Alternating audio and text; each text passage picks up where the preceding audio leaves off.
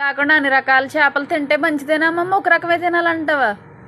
చేపలు ఏమన్నా మంచిదేనండి. చేపలు బాగా తింటే ఇంకా మంచిది. మాగా రామ్ మంచిదా, మాగ మంచిదా? బాగా మంచిది. రామ్ మీద బాగా మంచిది. బాగా పడి రామ్ మంచిదా, దొందు మంచిదా? రామ్ మంచిదా, దొందు మంచిదా?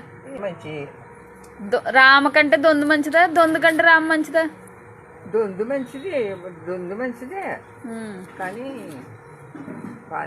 చేపలు తేడా చేస్తాయి అంటావమ్మమ్మ ఎవరైనా తింటే? అసలు తేడా దొందులు అసలు దొందు మంచిది. దొరుకుతుంటే దొందు దొరకదా? గమ్మున దొరకవు దొందులు. ఇసుక దొందులు అంటారు, అయ్యేంటి మరి? చిన్న చిన్న దొందులు తెచ్చేవాడు తాత. పెద్దవి తెచ్చేవాడు ఎప్పుడైనా కానీ చిన్న దొందులు దొందులు అంటారు, అయ్యేంటి మరి? ఇసుక దొందులు అంటే ఇయ్యనా? మరి ఇసుక ఎక్కడ ఉంది దీంట్లోని? ఏంటి ఇసుక లేదు కదా, ఇసుక దొందులని ఎందుకు అంటున్నారు? ఇసుక ఎక్కడా లేదు కదా, ఇసుక లేదు కదా.